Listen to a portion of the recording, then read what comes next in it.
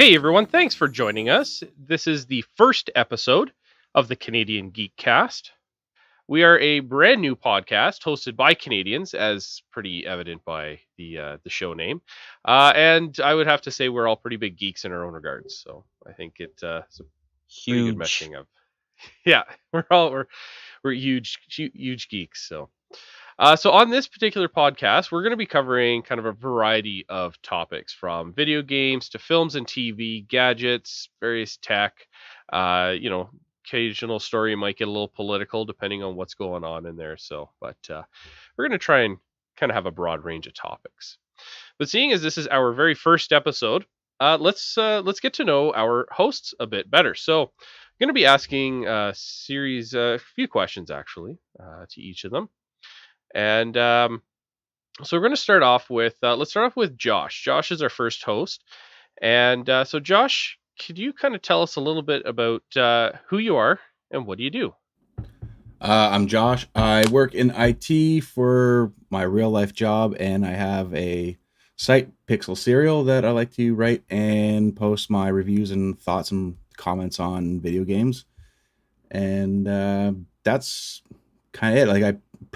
I'm a pretty big Xbox gamer, and I have PlayStation as well as a whole whack of retro consoles too.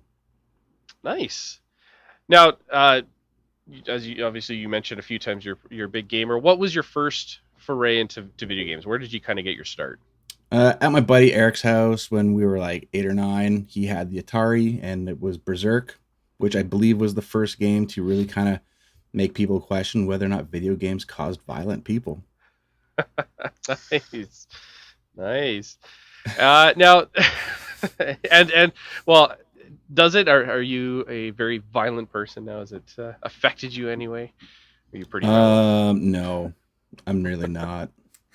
I mean, I was aggressive as a kid, and I liked hitting people when I was, playing football. But that's about it. You mean Right video on. games don't make people violent? What a shocker. That's crazy talk. Who knew? I know. I was surprised too. So Josh, final question: If you could live in any video game world, which would you live in? Uncharted. And why? Because it's mostly in a tropical climate, and I'm really just not meant for these winters any longer. As I get older, I despise them just a little bit more every year. Nice. I would say that's a really good answer. I like that. It's very fair. Think of all the treasure. And there's lots of treasure, and I like to be able to climb big things and just be all kind of badass like that.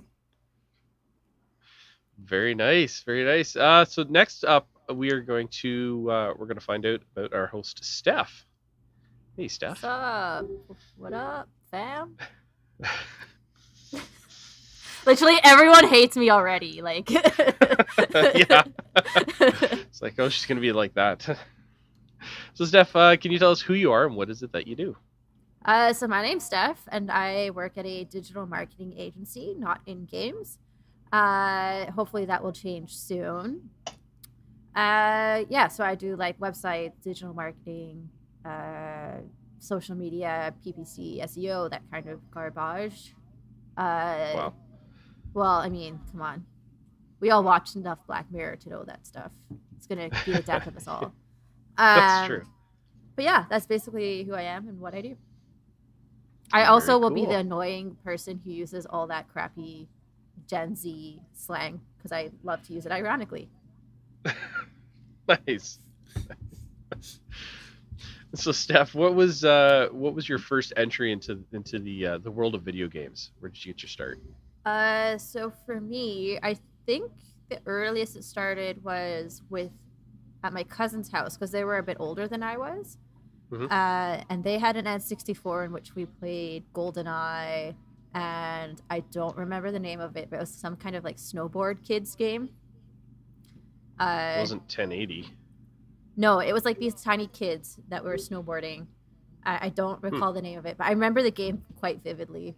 So those were the first two, and then my nanny, she had Sega Genesis, and we played Sonic on it.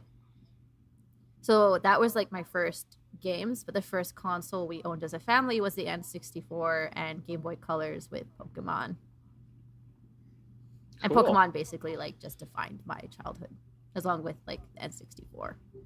Oh yeah, nice. Now, if you could live in any video game world, which would you live in and why? Pokemon, man, I love animals. Fun fact, I used to be a dog trainer. So I think that's, the next step is obviously you go into animal fighting. Of course, yeah. Jeez. Like obvious next step. But no, I like Pokemon was so much of my life as a child, growing up. Even now, it was just like really a series I thoroughly enjoyed, and I would love to like collect all the animals and like brush them and make them pretty and do the beauty contests. That's totally my jam. I'd be like the trainer that has like maybe one gym badge, but I have won every single beauty competition with my Pokemon. I look like hot garbage, but my Pokemon would be like adorable. What region? Oh yes. What region? What's the second one? Is that Kanto? Yeah. That one. Kanto's the first one. It's Okay. Johto's the Johto. second. Johto. Thank you. Yeah. You. I'm really bad with names. As you guys are aware already. But yeah, that's the one. I really liked. I played a lot of Silver, Gold, Crystal, and that was probably my favorite generation. My favorite Pokemon ever is Houndour/Houndoom. So Yeah. yeah. So those are my favorite Pokemon ever from any season, generation. Yeah. Generation. Yeah. It's not my favorite one. So probably Johto. Cool. So now we're gonna find out about our host Steve. Hey, Steve. Hey, what's up? Not much. Happy to be here. Oh, I'm glad you could take some time out of your Sunday afternoon. Yeah, absolutely. So, Steve, can you tell us who you are and what is it that you do? So my name is Steve Vegvari. I am a freelance writer for World Gaming here in Toronto. I cover a lot of the esports, doing interviews with the players, and a lot of the live events that take part in the city. Nice. Yeah. Nice. So, Steve, obviously a video game writer, so you must have been immersed in video games for quite some time. I was. Where did you get your start? What was your first entry? It was Super Nintendo and then the original Game Boy. Both of those got them when I was really, really young. And of course, I remember vividly getting the adapter for the Super Nintendo that you could play Game Boy games on the Super Nintendo. That blew my mind. It was it was revolutionary for the time. But yeah, ever since then, been playing Nintendo games and primarily on my Xbox now. Oh, that's cool. Yeah. That's cool. If you could live in a video game world, which would you live in and why? It would have to be Hyrule. Let's give it up for Hyrule. Think of all the pots you could smash, all the rupees you can collect. You could do that already. You can solve. I guess, but I mean, you don't get that satisfying like ding of the collection when you fill your wallet. I don't know. Don't forget, there's consequence in this world if you do that. In this world, yeah. In the other one, no one really cared. No, that's true. They still don't care. No, it would definitely have to be Hyrule. Nice. Yeah. So would that make you the hero, or do you think you would just be a regular citizen and? No, I would be in the bazaar, just hanging out, selling wares. I've got that green tunic for you. Right on. The wooden shield too. The wood. Yeah, exactly. And be like, what are you buying? What are you selling? Yeah. Yeah. Cool. Next up, we're going to meet Dennis. Hey, Dennis. Oh yeah, that's me. Hi. I'm Dennis B. Price. I am a former accounting student turned journalism student. And right now I'm trying to get my degree right now. I'm in my second semester. Really my dream is just to write for video games because I have a bit of experience on my belt writing for a couple sites, but I really didn't have the fundamentals, so that's why I'm in journalism, trying to be a better writer, I guess. Cool. So, so Dennis, what was your first entry into video games? Where'd you get your start? It's always an interesting origin story I have. So my first foray was the NES. My dad and I went to a garage sale near my childhood home, and they had an NES there with like 10 games, a gun attachment too. The light gun. That was always fun. Yeah, it was fun.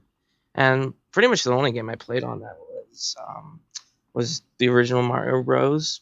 Plus Duck Hunt as that bundle game. Yeah, I played mostly Duck Hunt, to be honest. I wanted to shoot that dog. I think everyone did. Dog. That's rude. How do you feel about that, Steph? I think that's very rude.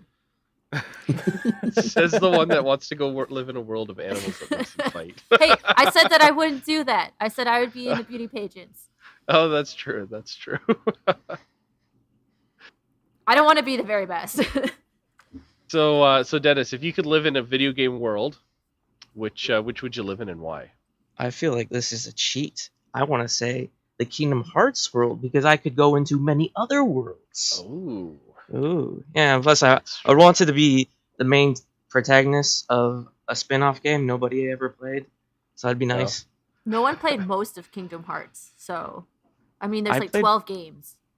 Yeah, there's 12 games. Most of them are really? I don't know if it's 12, but there's a lot. There's a lot, jeez. Yeah. I remember. But yet we're still on 3. Yeah. It's like the 13-year journey, I guess. Oh wow. That's how much years between 2 and 3? That's crazy. Yeah. A lot of spin-offs. Cool. Well, I guess it's my turn now. Yeah, Matt, tell us about yourself. So my name is Matt. I currently work in IT on a service desk, but I'm trying to actually escape the world of IT and enter the world of voice acting. So I've already started. I actually just completed a project for a video game that is geared or is designed to help non-English speakers benchmark and help them with their English comprehension and listening and understanding skills. So I think that's it's my first big role. Turns out I was playing, I think, the lead in that one. Then I've done a number of fanfics as well. And if you play Fallout 4 on PC or Xbox, sorry Sony fans, there's actually a mod that I was in as well called The Code. And I play the character I, who is a gatekeeper into a cult. So Nice. Perfect. That's what this is, Awesome. right? Exactly. Yeah. We're working towards it, I think. Yeah. So yeah, that was actually The Code was my very first entry into becoming a voice actor. So and I do want to try and turn that into a career. And I think if I work at it, You'll be the next Troy Baker. Yeah. One of the guys at work keeps telling me I'm going to be the next Master Chief, but I don't know. I don't think I've got the voice for it.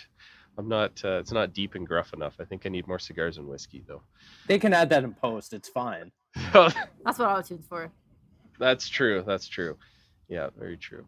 And then, so what was your first foray into video games, Matt?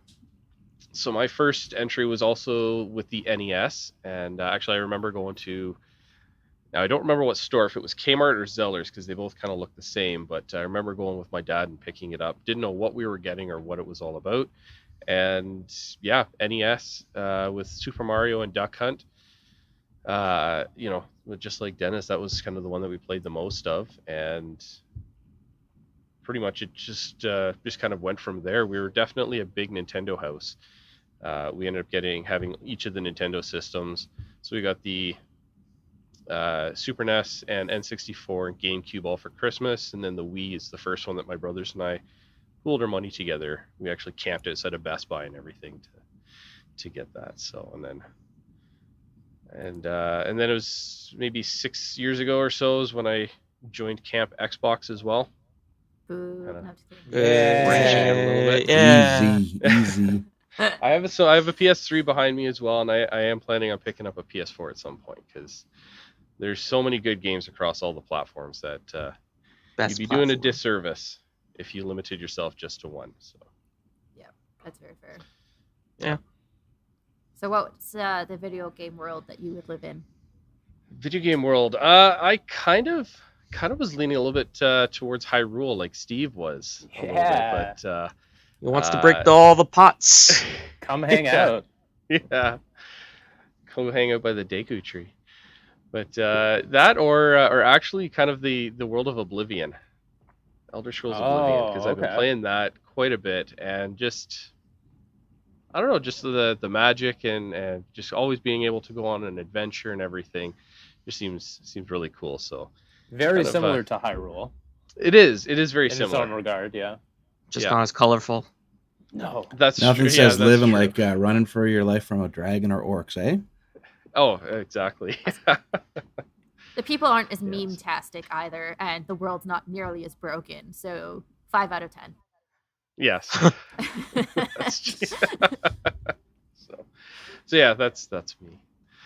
That's me. So, well, with our introductions kind of out of the way, it's time to dive into our topics. And because this is our first episode, we've only got a couple topics for this one.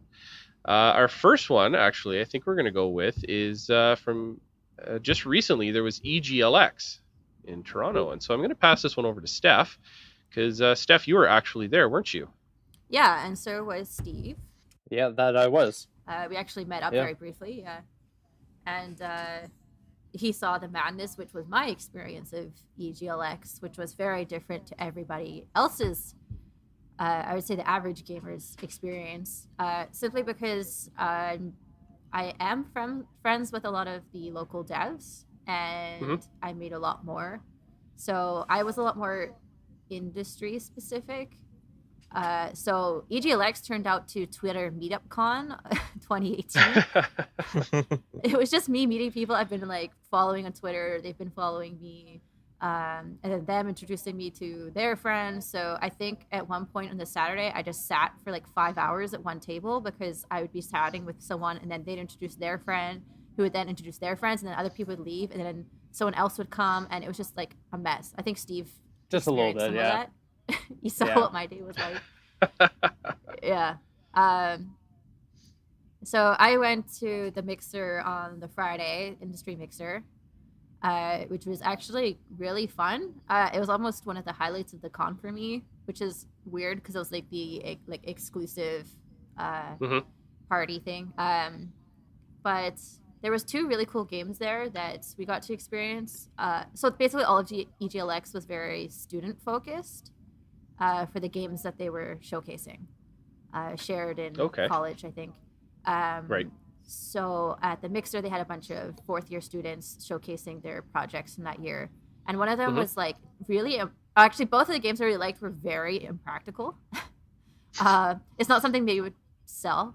So one of them, there was like a real-time space fighting game. So there was 2 teams of 4, and you were sitting opposite each other. And in front of everybody, you had individual iPads. So in total, not iPads. They were Samsung tablets. So everyone had a tablet in front of them, and each team had one large monitor, which was the view of your ship, and you were trying to shoot down the other ship.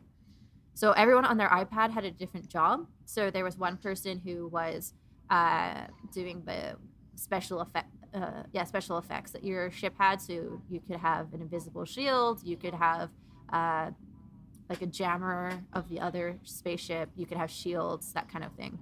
I was the driver, so we all know how that ends up when you have a woman driver. I could say that joke because I'm a woman. But so you could like go backwards and forwards. You could do the speed. You could turn left and right. And then there was another person who was doing the weapons, so they could have like a weaker laser gun or a harder hitting missile. And then the 4th person was an engineer, so they were giving everybody different power levels. They had to fix things.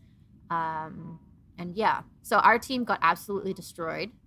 because we had no idea what we were doing, and the other team figured it out a lot quicker than we did.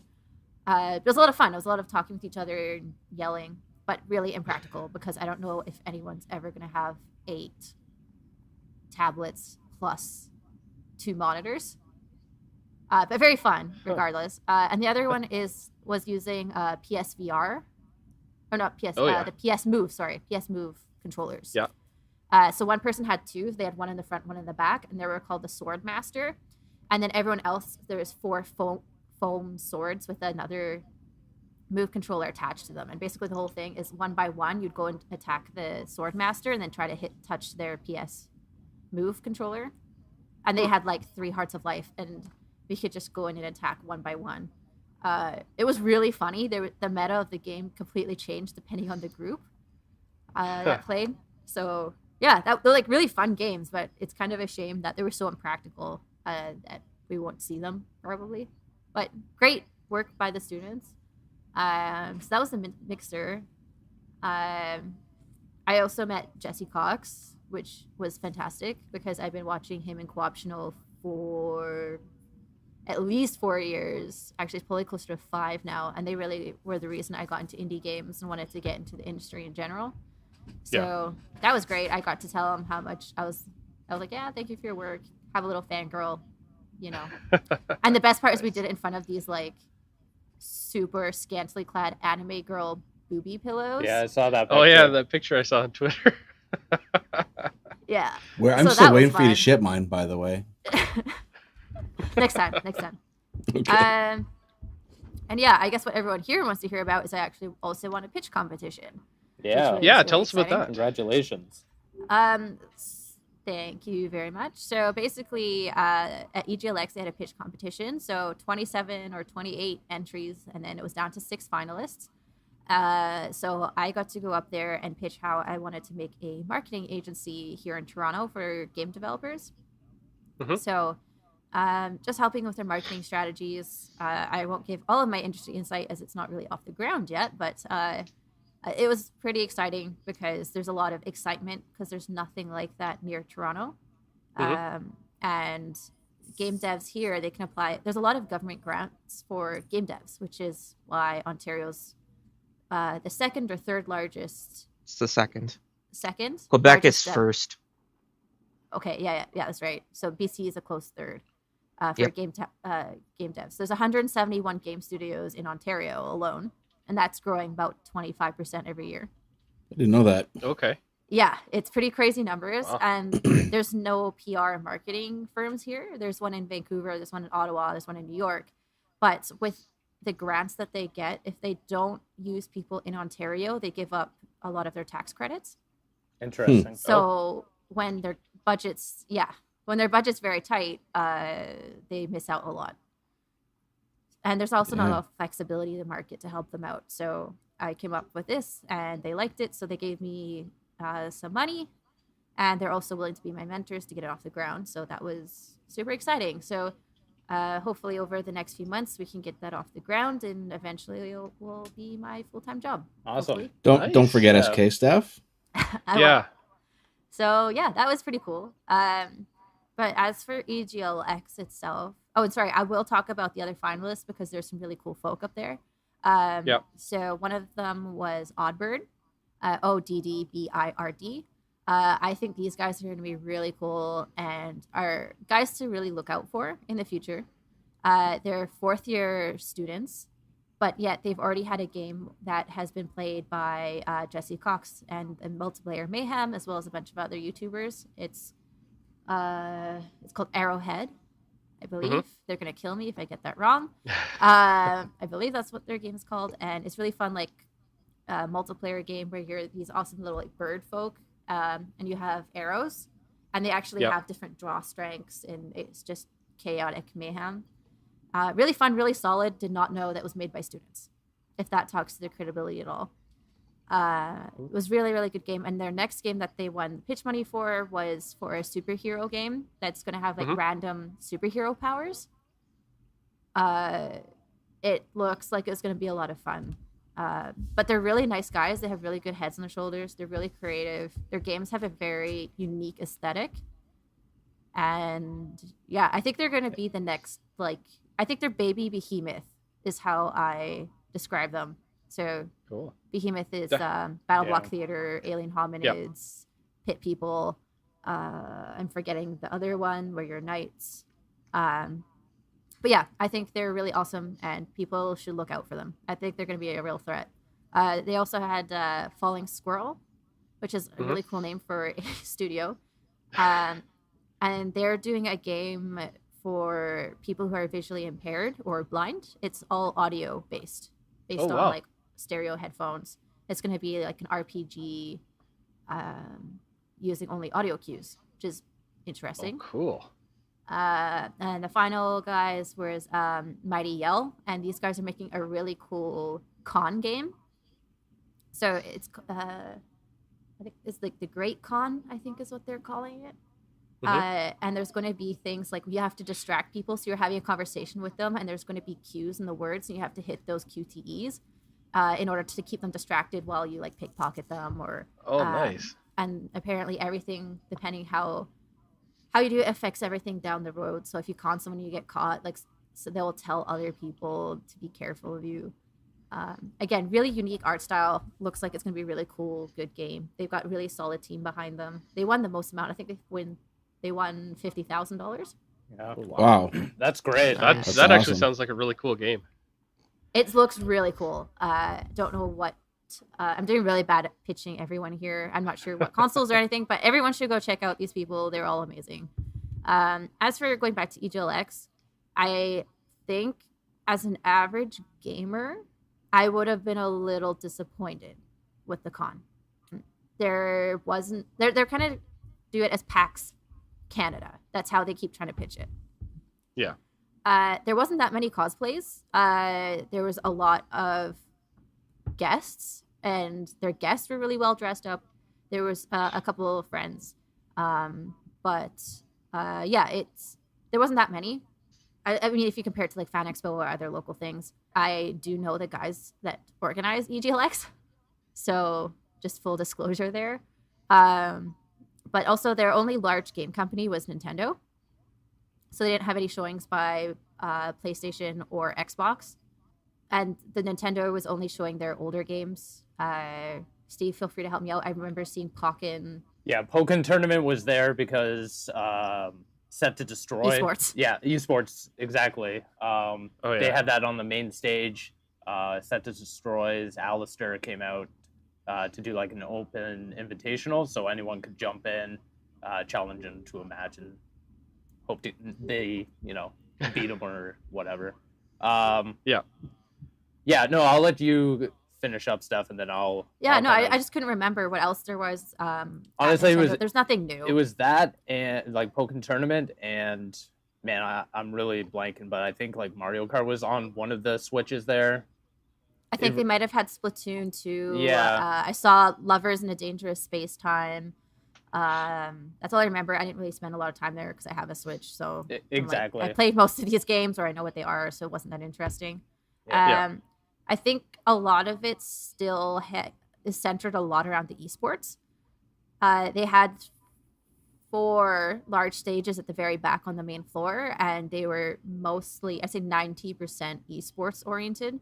I think the only time I saw something that wasn't esports there was when they had some YouTube guys up there, normal booths. Other than that, it was mostly esports, which is fine. I mean, there was a huge center on the very left-hand side, which was just like rows upon rows upon rows upon rows of old computers, new computers that were playing Overwatch, and just people could drop in and play whatever game on them. Okay. I've never seen so many computers in my life. Holy crap. Shout out to the people that had to figure out the power situation and internet situation there. And then around the back corner, there was also some like old CRTVs with GameCubes hooked up. There was a Shrek TV. Oh, nice. Like they were just like weird, like cool stuff there. They had really cool stages for Hearthstone, like, and Smash. They had like kind of themed stages, which were really nice. A lot of the talks and panels were developer focused at EGLX, so it was like, how do you do game design, and what's a game producer, and making gaming hobby into work, and things I learned about developing my game. It was mostly developer focused, except Okay. for, I think there was one YouTube panel again, and there was like one cosplay panel I think I saw. But again, I think at other cons they have things like video game Jeopardy or whatever. You know, like there's fun, Okay, yeah. engaging panels for the general person who's like a fanatic. I don't think there was much of that there. There's still some organizational hiccups, like there was no schedule in the paper magazine that they were handing out. Sorry. There was overlap with events. So, for example, they had the mixer starting at 7, but they also had a speaker panel that was how to apply for funding for your game at 7. You know, I think a lot of people in the industry, like local devs, would be interested in how to get funding. So there's just little things like that. The YouTube panel ended. There was a little bit of overlap with the pitch competition. Not a lot, but it was like 10, 15 minutes. Like it went straight till, I think it was 2 that we were due. So it went straight till 2, and then we were supposed to start at 2. So they didn't leave any gap there. Okay. There was just like small hiccups. I wouldn't say there was anything like broke or was, and then there was this whole thing about the Smash tournament. They opened the doors early, like, because the Smash tournament went past when the con ended. So when the con ended at 6, people wanted to get the doors open to get their stuff out because they've been there all weekend and they were tired and grumpy. However, it made it very cold for the contestants who had a really hard time competing. Again, like a little bit of lack of planning. Like it probably should have been earlier. If I looked at the schedule, it said that the Smash tournament was going till 8, but the con closed at 6. Was this it's the first year that this was on, or this is third? It's their third year. But the third? Wow. Yeah. This is the first time I've heard of it. Yeah, it's a lot. I So never here's heard the of it thing: is this is the first time they've done it alone. They had a partner before. okay. So it's the first time that Enthusiast Gaming has done this completely alone with their sponsor partners. But I mean, organizational wise, it's the first time. So they had 2 before, and they were a lot smaller scale. This is the first time they went a lot more ham on it. I mean, I can see it growing. I think it's got a lot of promise. But for positives, like they had stuff like games finished adequately, which I think is hilarious. It's just speedrunning games. They had like a free to play arcade machines. Like they had tons of old arcade machines. They also had something called I think it was Game Swap on the Sunday. So it's just all these old games and old consoles. So you could buy like your N64, your SNES. You could buy all the games for them. They had all that there, which was pretty cool. It was a really big nostalgia trip for me. There's lots of great games from local devs. Like my friends, Fossil Hunters are there. Skypire Studios. Like there's lots of good local devs. They definitely need more games, and they need bigger guys. They need the guys who made Guacamelee 2. They need the guys who made Way of the Pacifist. There's larger indie devs that are here. I was surprised not to see them there. And there's, of course, larger indies internationally. And there's even just bigger game studios, period. Like, they didn't have Ubisoft Toronto there this year, which I thought was weird. Have they ever been there? Yes. Oh, okay. Last year, sorry, not last year. The year before, so their last one was 2 years ago, and they had Rainbow Six Siege. Huge setup. It could be because they're doing it on their own now, so may have to kind of work at that to get back up there. Get those big names. So, but overall, like, I mean, it was really fun. I think there's a lot of promise, a lot of promise there. I'm excited to see where they grow. Considering it's the first time kind of going at it alone, I think they did a really good job overall. Steve, what was your take on it? Because you went there too. Yeah, so I went there just to cover the overall event.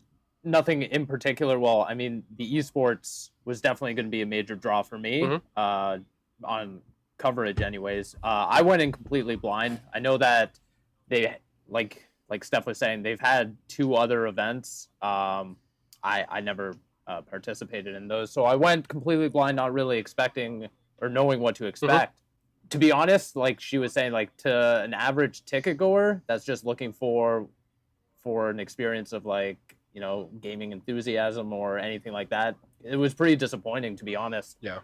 You look at their website and the banner says, oh, it's Canada's largest video game expo. Now, if you want to get into the nitty-gritty of it, sure, Fan Expo in Toronto or Fan Expo in Vancouver, it's all around nerd culture, right? Yeah. It's not strictly to video games, but at least at those ones you're getting... It happens in September in Toronto here, so you're getting those fall releases like before they come out. Even last year, Fan Expo had Detroit Become Human, so you got to play that game well over a year before it actually comes out. And Mario Odyssey, which basically sold me the Switch last year. Yeah, that had a constant lineup of at least 40 to 50 people throughout the whole week. Yeah, myself included. When you're saying, yeah, we're Canada's largest video game expo, people are going to assume, hey, this is what I'm walking into. This is going to be the PAX of Canada. This is going to be something larger than Fan Expo because it is gaming. I walked in and like the floor was huge. I was actually surprised at how many booths, how much floor space the place actually had. That was just, walking in, but then you actually start going through the lines and everything, and it's all just wasted space by a lot of, people just selling stuff that you could find at, a Fan Expo or something like that. It's not solely dedicated. Like, for instance, there was at least 3 or 4 energy drink booths. And I think that's like overkill. Like, you're just packing this place for the sake of packing it, right? Like, it's just a little silly. Like Steph was saying, I don't want to belabor the point, but like there were a lot of great, like small indie games, but made by people who were in Sheridan College, who were in universities. I talked to the developers of a game called Riverbound. I don't know if you saw Riverbond, it. Riverbond, thank you. Yeah, I was talking to them. The studio is only comprised of, I think, 6 to maybe 8 people. This game looks phenomenal. It looks like a big budget, a game that has, I wouldn't say big budget, but a game that actually has backing, that has funding from a publisher. Yeah. But no, it's a super small studio. But that game, I was walking by and I was like, wow, this is the one game that drew me in. I think overall the place or the actual event just lacks identity. Yeah. I think that's the biggest thing. As moving forward, like it has a lot of promise, but 1/3 of the entire floor space was dedicated to esports. In which case they did really well. I was impressed by the main stage. Like it was, imagine a cube stage, and each face of it had a huge LED screen, and they would do Hearthstone, Super Smash Bros for Wii U, Super Smash Melee. I think at some point they did Halo and CS:GO. Yeah. They're doing big tournaments, but then to flub it at the very end with the whole opening the door debacle, like Doorgate Doorgate 2018, exactly. I know there was like a whole bunch of hubbub on Twitter about it. A lot of people saying, this is just overreaction and everything. But if you were going to spend or put half of the floor space dedicated to esports, right, and have people coming in, these people were stopping by on their pro tours, competing for actual money. If this was just like an amateur invitational or something, hey, by all means, it's water under the bridge, right? Yeah. But these people, like at the end of Melee, I think it was $2,000 for the grand prize. So that person just got screwed out of $2,000 for a mess up by the hosts. I thought that was like unacceptable, to be honest. Sucks. I felt super bad for both of the competitors. I know even the winner, he put out a tweet saying like, like I didn't really deserve this. Like we should have had a fair chance on both playing fields. It was just, I don't know. I felt like there was a lot more to be had at the event. I think, taking all this criticism that they've obviously had over social media, I think that next year it's going to be even better. Yeah. I think that with EG, they just got partnered with Destructoid, so I think they have a lot of backing in there. They have a lot of promise to go on, but hopefully they'll kind of take these and take them in stride, and when they put this on again next year, they'll be able to fix any of the issues that they came across, that they experienced, and make next year much better, because it does sound like this is poised to be something quite big, quite huge. So being kind of the first year that they've done it on their own, sounds like they did okay, but the hiccups and stuff that they ran into does sound like what you'd kind of experience from like a first time event. How was the turnout? Was it like surprisingly well? To be honest, I wasn't really expecting a major turnout, but for the floor space, there was actually a decent amount of people within those aisles. I was impressed. Josh or Des, do you have any questions or anything you want to chime in about? I was just wondering, you guys, I mean, you guys were there. I wasn't there at all, and I've never heard of it before, but do you think that the issues that they had are going to pose more potential roadblocks for going into next year or the year after? It all depends. I think that, well, the finalists within like that last Super Smash Bros. Melee tournament were very vocal of their disappointment. I think that depending on how serious that the players going into next year will take it, defines exactly how the esports side of it will be. I think if you get on the other side, if you get the people like Xbox, PlayStation, Nintendo to come out and be like, these are not our backlog of games. These are the stuff that's going to come out within a couple months. This is what we're bringing to Fan Expo. We're going to bring to EGLX. That's going to define whether or not they succeed or not, really. Yeah. Well, I think that's going to take us into our next topic. The other kind of one of the big things that came out in the video game world was the March Nintendo Direct, which I know a lot of people were guessing when it was going to drop and really speculating what was going to be in there. Nintendo, well, heck, this one was almost like a little mini E3 with how much they announced in it. The biggest one, I think, that surprised pretty much literally everybody is that Switch is already getting a Super Smash Brothers game. That's. I don't understand why that's a surprise. Well, I was actually talking about this on a different podcast, and we were talking about Smash and when the Smash games were coming out for each of the previous systems. Super Smash Brothers, so the first entry into the series, appears to be almost like a launch title because it came out right around the same time the N64 dropped. Every other game has always come out in the second year of the console's lifespan, whereas this is the first year.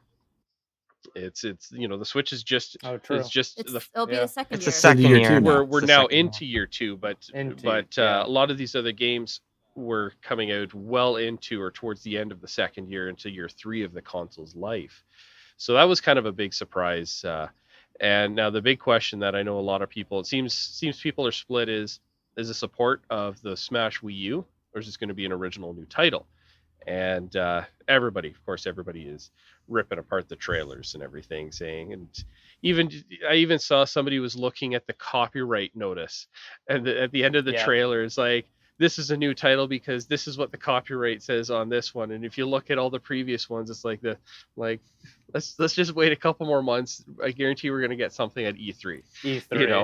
So yeah, my favorite thing is like all those posts online where they have the picture of all the silhouettes, and then it's just absolute nonsense. Like, here's Jimmy Neutron. Oh yeah. There's those are my favorite. There's people thinking that we're gonna see Breath of the Wild Link in this one based on that silhouette. 100%. Yeah. Definitely. Yep. I mean, the inklings from Splatoon were unveiled as well. And a lot of people are. Funimation is actually calling to have Goku as a character. I see that all over Twitter. I saw that. That's pretty sweet. Yeah. So I mean, you've got Funimation calling Nintendo to include Goku. I've heard some people saying they'd like to see Cloud and Bayonetta as well in Smash. That's a given. Were I think. in before. Was Cloud in the last? Yeah, they were in Wii U. Cloud was. Yeah, he was. He has his own amiibo. Well, yeah, I know he had the amiibo. I didn't see. I'm not a Smash player, so you would. So. Oh, okay. He was in Wii U. Yeah, it was when they were doing like the vote for your character. Oh, that's thing. right. That's when Bayonetta got in, Cloud got in. Oh, that's right, and that spawned. I think a few others. That's right. Yeah, and then that spawned a whole ton of more speculation that we're going to see the Final Fantasy VII remake on a Nintendo console based on Cloud. Yeah. Okay. Don't even. Yeah, no. I'll be surprised if that ever gets released in the next 3 years, as it is. I saw this meme yesterday and I tweeted it, and it's like, you can't release a bad game if you don't release the game, and I lost it. True. Yeah, that's true. So yeah, some other things that were announced in the Direct: Luigi's Mansion, the GameCube version, is headed to the 3DS as a remake with a few little improvements. Okami HD Remaster is coming to Switch. Octopath Traveler, if you're not familiar with that, it's a 2.5D RPG from Square Enix, and that's dropping this summer. If you have a Switch, I highly recommend getting the demo. It's a lot of fun. Animation. I does cannot look wait good. for that game. Yeah, That's the game. To be honest, we were just saying that we were surprised that Smash got announced for this. I was surprised that Octopath Traveler got a release date. Oh yeah, before E3. I thought it was going to be an E3. I guess it's because they got a. I guess it's because they got a lot of good positive. That's true. Yeah. Demo because, Is this a new IP? Yes. Yeah. Yeah. Okay. And if I recommend if you can still get the demo, grab it. Just even the animation, the art beautiful. style is really cool. So yeah. So we've got that. Captain Toad Treasure Tracker, the Wii U port is coming mid-July. Crash Bandicoot and Insane Trilogy is also being released on the Switch on July 10th. Yo, I Not was shocked. pretty excited about this, to be honest. This one, I was a little shocked because I always thought that Crash was like Sony's mascot. You know, No. Microsoft's. I did too. I was so shocked. He kind of was the unofficial mascot back in the PlayStation days. Oh, Yeah, it's that's because, what it was, like, unofficial mascot. Okay. The development of Crash and Spyro, like Universal own the IPs, and those Right. IPs went towards Activision. Oh, okay. So they own it because that's why like Crash and Spyro were on No. GameCube, or I don't know if it was on Xbox or not, but it was on multi-platform. Okay. Cool. Okay. Interesting. Because I Yeah. didn't know that. But yeah, I was pretty excited because I don't have my PlayStation anymore. So I never had the chance to play Right. Crash. Well, I played the original, but I mean like the remaster. So that was coming to Switch. And like, yes, I don't have to buy Nice. like a replacement PS4. Yeah, I'll probably be picking it Like, up. please keep bringing the PlayStation games to PC, please, or Switch. Like, Yeah. please, I don't want to spend another $400, $500. Yeah, no kidding. There you go. Just get everybody's 2-year-old games. Sounds good. Sure. Hey, I'd rather get them 2 years later than If never. people are enjoying them, why not? What else is there? Expand the library. Exactly, yeah, we got to expand that library. Mind you, Switch's library is pretty massive as it is. So, but Yep. it's nice to see some of these bigger titles coming out. Another one that I guess at this point, I mean, with Wolfenstein, LA Noire, and Doom releasing, this one is not that surprising. We've got South Park: The Fractured Butthole is releasing April 24th. Yeah, yeah. Yeah, oh for sure. It's a must own for anybody who doesn't have it. Like, Yeah. so good. That's what I've heard. Yeah, it's That's what I've great. I think heard, just so. based on the It looks good, yeah. like the grid battle system alone, it's found its home on the Switch. I think it's perfect for just portability and just picking up, playing a couple matches, and then just dropping it. So that's coming out actually at the end of this week, on April 20. Or no, sorry, we're only in March. I'm a month ahead. So April 24th is when that one drops, along with both DLC.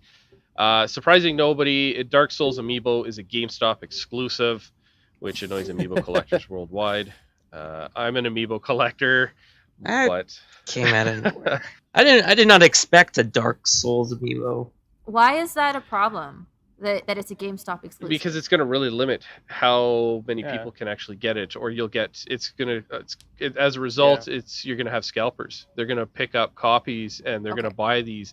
Just like the NES and Super NES Classic, the scalpers love those. Wrapping up that list, Hyrule Warriors Definitive Edition, which is the same game that released on Wii U and actually has all of the content from Wii U, and the 3DS version is releasing May 18th.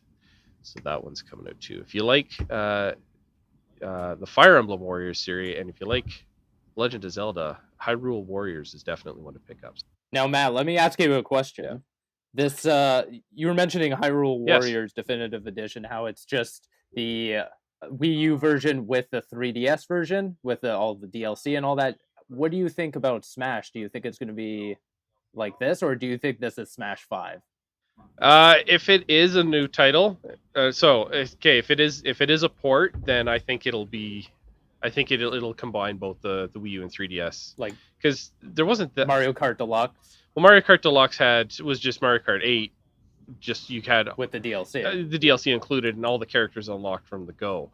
Because there wasn't two versions of Mario Kart 8, whereas for Hyrule Warriors and Smash, there was the two versions of them. Did the 3DS version have much different compared to the Wii U title? I think it was just different levels. Okay. Like different Yeah, arenas. technically. Yeah. I don't think they had all the same characters, if I recall. I don't think it had all of them. I'm not I sure. think they actually. did. Yeah.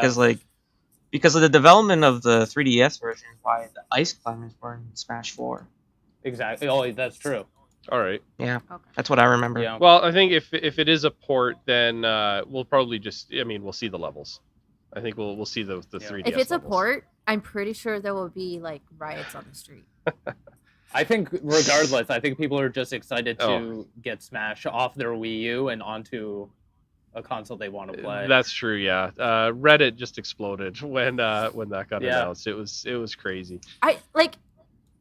There's all these. So there's two sides of the internet when this dropped. There was like the people who were hardcore excited, and I'm so excited on behalf of you. And then there was like people like me who's like, yeah, like duh, a Smash on Switch. Like, you know, it's just kind of one of those like, Oh, yeah. it was happening. It was happening at some point, and then it's just like surely, like, you know, it's Smash. Like the rest of us, I think, were a little confused. But hey, I'm happy for people to be excited and passionate about it. Hey, I'm cool. But for me, it's just kind of like, okay, it's like a party game that we play when friends come Yeah. over. It's not something I'm like, yeah, I'm still gonna buy it, but I'm not like, oh my god, blah, you know, like whatever. See, I think my surprise was just that it was this early into the console's life cycle. Is really where my surprise. Yeah, Yeah. you know, I was, thought yeah. that's true. For yeah, me, it was so, just kind of like a, But yeah, I don't know. I was a little like, okay, like I'm cool that you're excited, but yeah, I'm gonna pick it up. I think for a lot of people are also concerned that they got a lot of their big IPs done early, and they were like, oh, what's gonna keep it going into year 2? Because we have Link, we have well, I think it's we had the big Mario game. I think we had a Kirby game Just now. recently as well. yeah. Yeah, Yeah, just released. so I think people were Super like, Kirby what's just- gonna be in between? Because Bayonetta's not coming out for a while. And then people were kind of There's Pokemon Switch And and Metroid. Metroid Prime 4. Animal Crossing. So, I mean- at some point.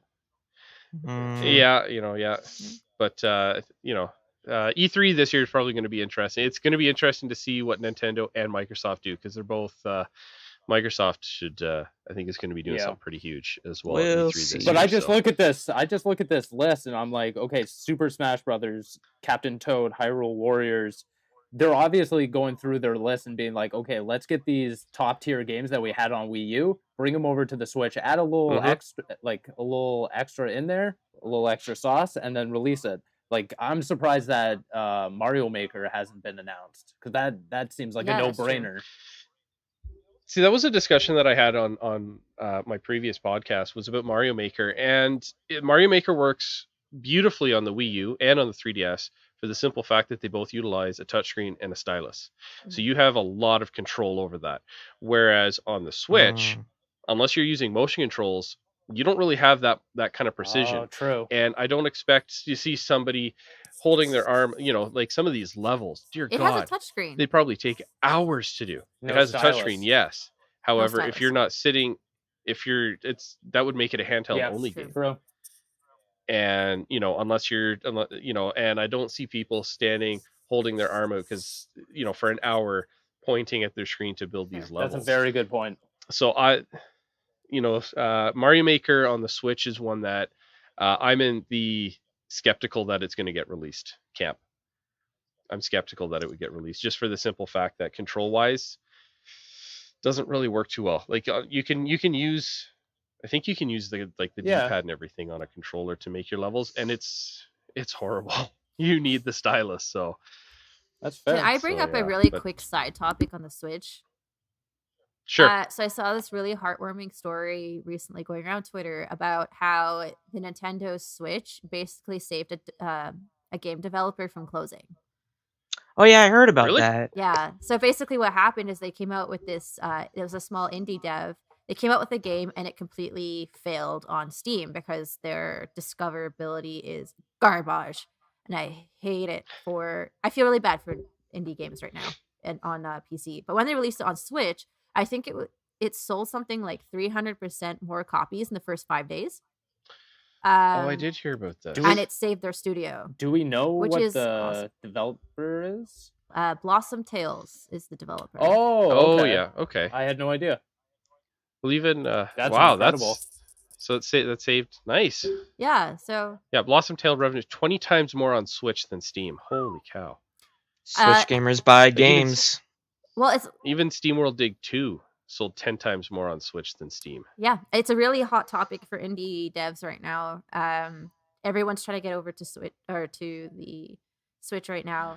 So I think that's gonna definitely take us into sort of our last topic for this episode, which is I think we're gonna do this every episode, is our game releases. Well, I'm sorry, not our game releases, but game releases from for the week.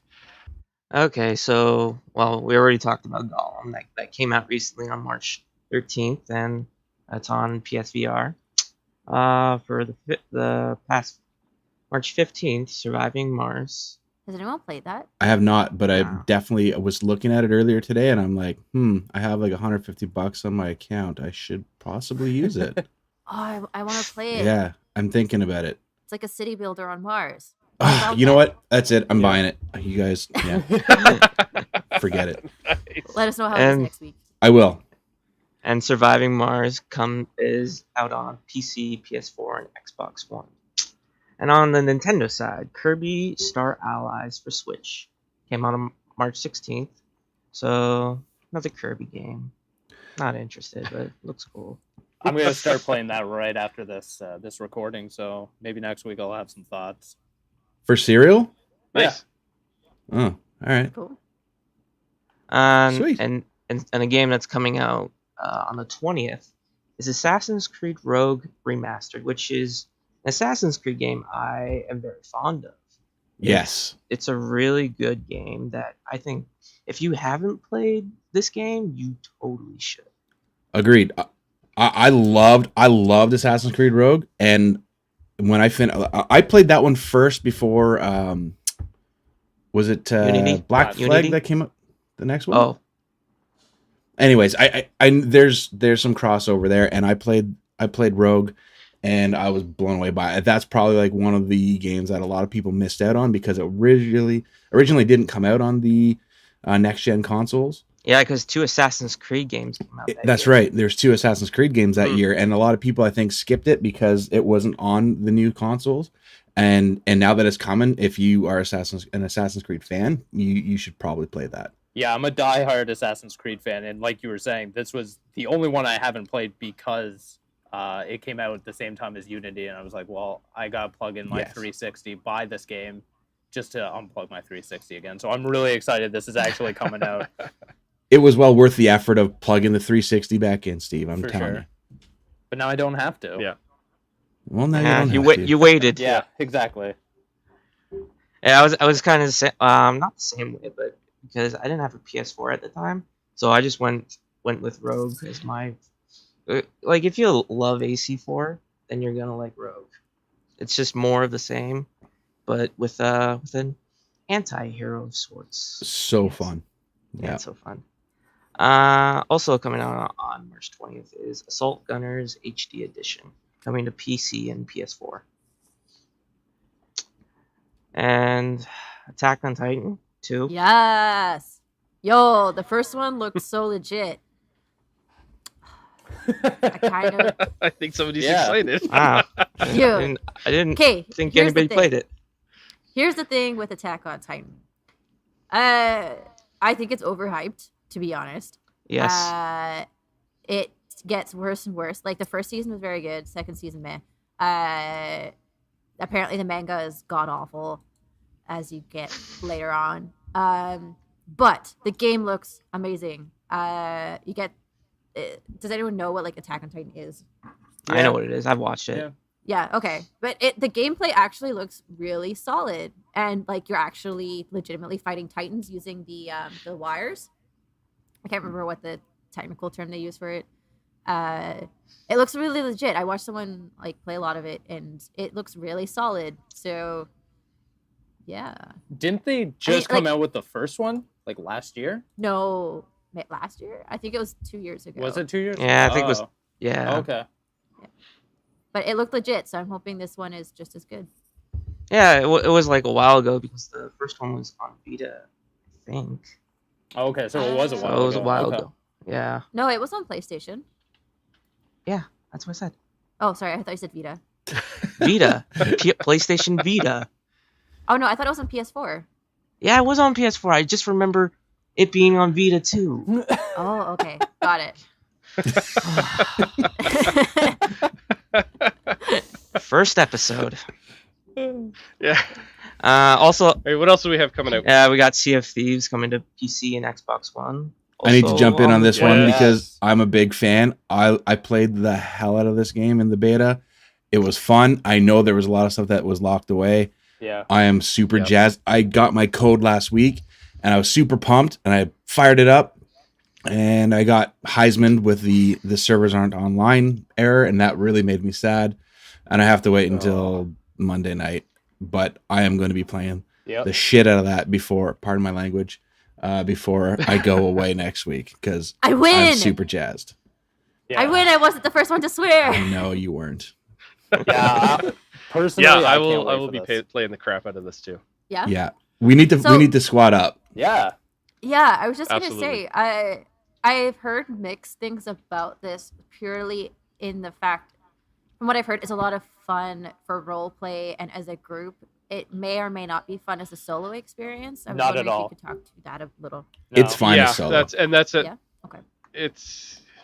It's definitely a game that you need a good group to play with. I've played a little bit solo, but I end up trying to find people to play with because it's so much better, and you absolutely need to be able to use voice chat Yes. to coordinate and everything. Like it's It's still a I great think- experience as a solo player, but it's Oh, for way sure. more gooder with friends. That's for Gooder. Gooder. Yeah. sure. Yeah, Way I said gooder. it. Don't even argue with me. No, just Yeah. from the yeah. point of like navigation, like there's no way you could steer the ship, figure out where you're going, multitask all these different things just by yourself. Like is it like you probably could? I've tried it. Did you? Yeah, I did it. I was Yeah, fine. I've tried it. Yeah. Well, I guess you're a better sailor than I am. I did have a little bit of trouble with it, and then somebody ended up stealing my ship.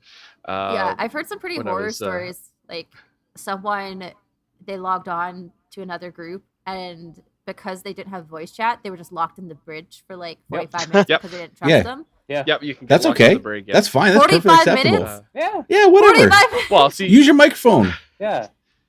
yeah, see, if you get locked in the brig, your choice is either wait for them to vote you out Or dance. leave and try again. Dance and play. Yeah, or dance dance, and yeah, play or your dance instrument monkey. and call it a day.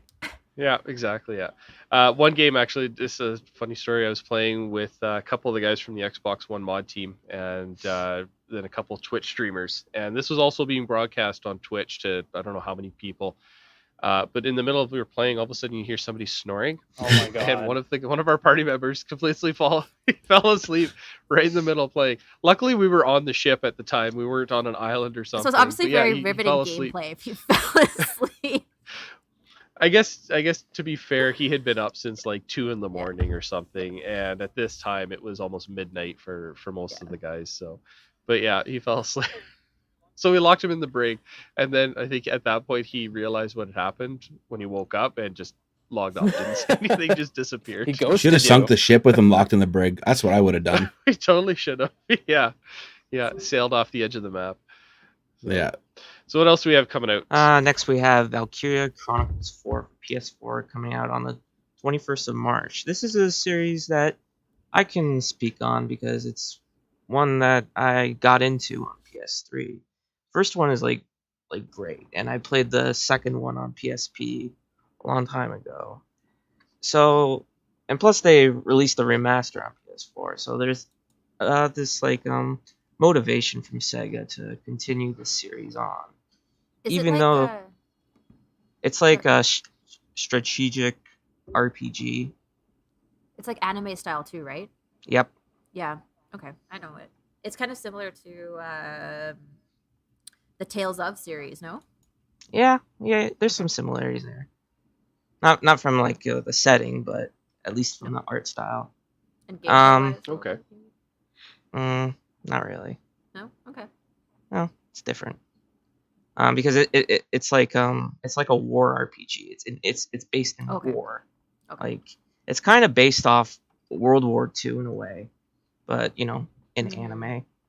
Okay. And Mhm. yeah, and they recently released another game that was like a spin-off, but it didn't really get a lot of good reception. So yeah, and the fourth one is because like I don't really want to get into the story that much.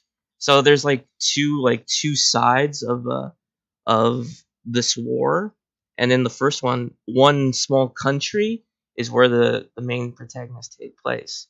And it's like basically like Russia takes on this small little country of like Poland, if you want to compare it. So this game is based on off the other side, so like a European Union of sorts. So it's just based off their story and their perspective.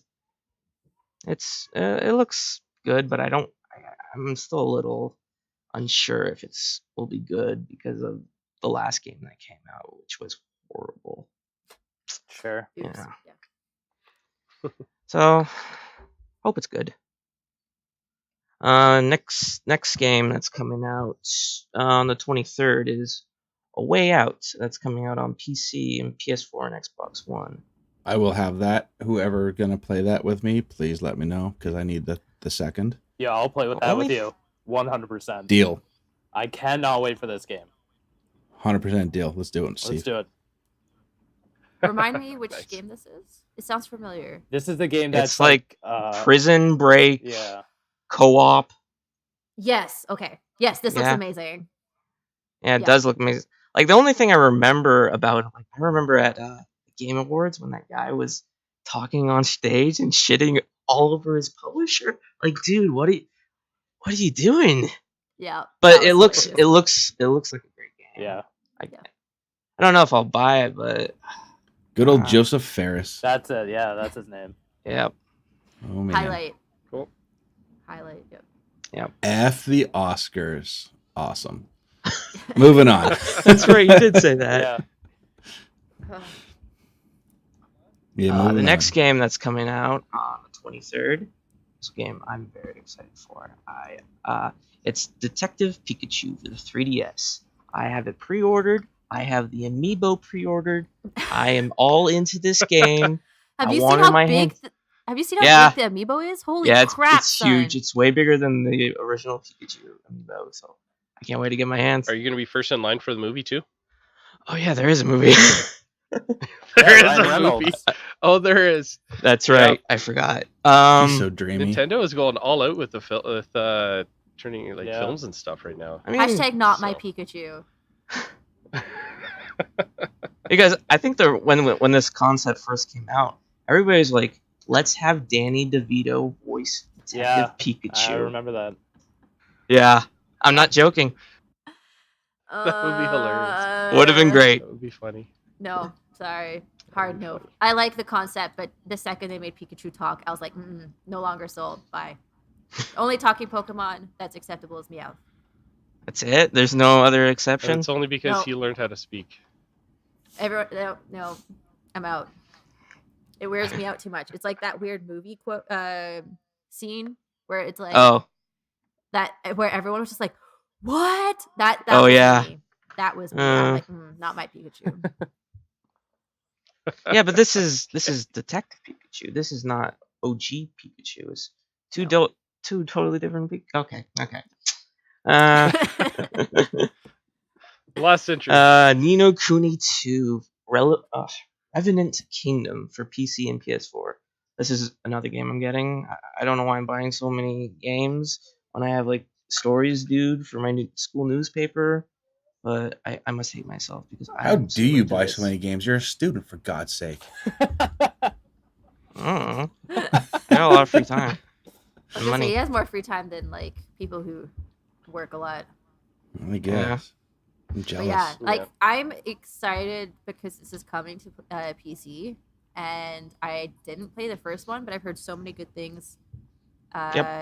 It sounds like the game I would be interested in, but man, I need to hear about how much gameplay it takes. If it's another like 120 hour RPG, I cannot commit to that. It's going to be a fairly good length. The first one was a pretty good length, which, I mean, I never finished it, but that's because I get busy with family and all that other fun stuff. But the first game was awesome. It was really, really good. I do need to go back to it. This one is definitely the first one was like consider. It was like, you know, kind of like Pokemon in a way, if you get that, because you play this character and then you throw out these like monsters you control to fight the enemies. I don't know if it's the same in this one. It looks a little bit more like one-on-one now, but it looks good though. I can't wait for it. I mean, a lot of people are really excited for it, so. Yeah. And that's it for games coming out this week. Well, I would say that about wraps it up for this our first episode of the Canadian Geekcast. So guys, if people wanted to connect with you online, where could they do so? Josh, let's start with you. You can find me on my website, pixelserial.com, or pixelserial on Twitter, or at Xbox Canada, which is my main online presence, I guess you could say. Steve, what about you? Where can people find you online? You can catch up with me on pretty much everything I'm doing just on Twitter at @svigvari. Right on. Dennis, what about you? Where can people catch you online? You can find me primarily on Twitter at hunter_13, with 13 being the numbers. So catch me there. We talk about games and all the nerdy stuff I'm into, like wrestling. Nice. I can be found on Twitter at ReggieFeesAmeme. It's my Twitter handle. I'm also I'm going to be resuming streaming now that I'm kind of over this cold and I finished my voice project on Twitch. So you can grab me at twitch.tv/trainass as well. If I stream Tuesday and Thursday evenings, and usually I tend to sometimes change up the game almost every stream. So you can grab me there. Steph, what about you? So I just changed my handle and everything, which is great. I'm hoping I'm getting it right. I'm at Maple Thistles, with an S, on basically everything now, Instagram, Twitter, etc. Yeah, that's about it for now. We also have a website. It's Canadian Geekcast, without the A, .wixsite.com/home. And on there, you can find all of our Twitter handles. So please tune in next week, where we're going to be discussing even more things geeky on the Canadian Geekcast.